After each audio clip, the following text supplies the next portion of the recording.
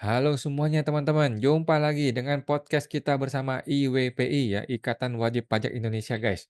Bersama dengan langsung Ketua Umum IWPI nih, Pak Rinto Setiawan. Masih semangat nih Pak, halo Pak. Ya, selalu semangat membela wajib pajak di seluruh Indonesia, Mas Awan. Luar biasa teman-teman ya, IWP ini bukan hanya bergerak di depan layar, tapi di belakang layar juga bergerak teman-teman ya. IWP bahkan sudah mencari dasar hukum sampai ke undang-undang dasar. Oh, ternyata banyak sekali permainan tipu-tipu yang sudah digunakan oleh para oknum-oknum teman-teman ya. Oke. Sekarang kita mau bahas mengenai, kan kemarin kita sudah bahas mengenai batu bara ya, di mana batu bara Ya, itu dijadikan modus oleh beberapa oknum untuk merugikan negara dan menguntungkan diri mereka sendiri, tetapi dalam, konferensi persnya seolah-olah itu menguntungkan bagi negara gitu ya. betul betul Mas Awan. Ya. Nah, kali ini ternyata juga ada dugaan kerugian negara ya dari tambang yang selain batu bara. Nah, bagaimana ini Pak ceritanya Pak? Apalagi nih yang kena nih? Mas Awan. Jadi yang batu bara ini kan dimulai dari Undang-Undang Ciptaker Mas Awan tahun 2010. Nah, yang selain batu bara, tambang selain batu bara itu di Undang-Undang yang ini Mas tahun 2021 Mas Awan. Ini coba saya tampilkan dulu Mas Awan. Hmm,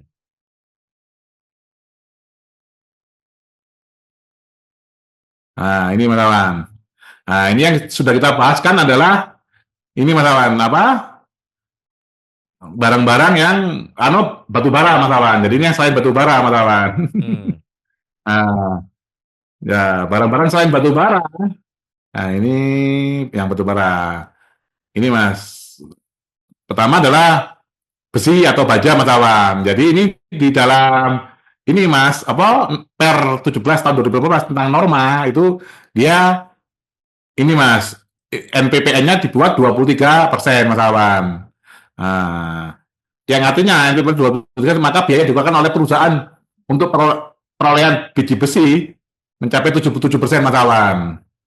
Nah, ini datanya yang bisa dikreditkan dari sektor biji besi. Nah, ini datanya Mas Awan. hmm, Ini mulai tahun sebenarnya ini gini Mas Awan. Ini analisa ini sebenarnya mulai 2021 sampai 2023. Cuman karena sekarang sudah Desember 2024 sudah habis. Jadi ini saya nggak memasukkan 2024, tapi saya memasukkan tahun 2020 Mas Awan. Nah, hmm. nah, ini mulai 4 tahun ini Mas Awan, 2020 sampai 2023, ini sudah potensi restitusi yang diambil pengusaha dalam ekspor biji besi ini adalah 58 triliun Mas Awan. Seperti itu Mas Awan. Terus untuk Buset.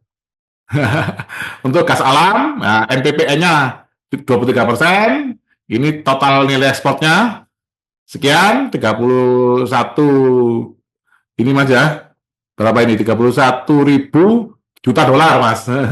Jadi 31 miliar dolar Mas. Nah, atau setara dengan 465 triliun Mas Awan. Hmm, Nah, ini kalau dibuat ininya pajak masukannya 77%, ya pembelian yang berpajak masukan Mas ya. Nah, ini hmm, 38 triliun Mas Awan.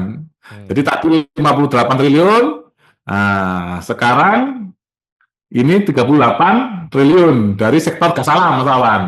Tadi kan dari Hmm, sektor besi atau baja, gas alam, nah, terus sekarang kita ke minyak Mas Awan. Minyak juga NPPN-nya 23% Mas Awan. hmm. Nah, ini nilai ekspornya sekian. Nah, ini proyeksi pembeliannya 156 triliun, nah, PPN-nya 16 triliun Mas Awan. Hmm. Nah, ini lignit Mas Awan. Lignit juga, wah ini lignit malah NPP-nya 43% Mas Awan. 43%. Hmm. Akhirnya kan kalau 43% otomatis kan pembelian yang berpajak masukan itu cuma 57% Mas Awan. Lignit ini Hmm. total proyeksi PPN masukan 20 triliun Mas Awan. Hmm. Sekarang kita ke minyak bumi. Minyak bumi, ini kita lihat datanya PP, proyeksi PPN masukan 8,99 triliun Mas Awan. Hmm. Nah, ini kalau kita total semua Mas Awan mulai batu bara, besi baja, gas alam, minyak, lignit, minyak mentah. Ya, ini total 253,88 triliun Mas Awan. Ini yang harus Hmm. dibayarkan negara atas ekspor dan tambang ini Mas Awan. Hmm. atas restitusi PPN perusahaan ekspor batu bara seperti itu Mas Awan. Jadi Hmm. kita mendengar ini Mas, pagi ini juga barusan ada informasi bahwa PPN tetap 12% dan ditanggung pemerintah 1%. Hmm. Nah, itu kenapa kok terlalu ini Mas ya, dalam artian wakil rakyat dan pemerintah ini terlalu ngotot untuk tetap menaikkan PPN menjadi 12%, padahal kondisi ekonominya dari data-data itu melemah, itu Mas Ahmad, pertumbuhannya melemah, terus dari Ya. desakan-desakan dari para aktivis, dari mantan dirjen pajak, dari YLKI, itu kan tidak mampu untuk ini Mas, membendung pemberlakuan PPN 12%, seperti itu Mas Ahmad. Hmm. Nah, ini total ini Mas, 253 triliun Mas, yang harus dibayarkan ini Mas, ini dugaannya Mas ya, yang harus dibayarkan oleh apa pemerintah terhadap restitusi pajak masuk apa PPN masukan seperti itu Mas Awan. Wow, jadi hanya gara-gara perubahan satu pasal peraturan, negara menjadi harus balikin uang kepada para pengusaha itu 253 triliun. Iya seperti itu Mas Awan. Wow, luar biasa, Pak. Pantesan para pejabat dapat tambang. Betul Mas Awan.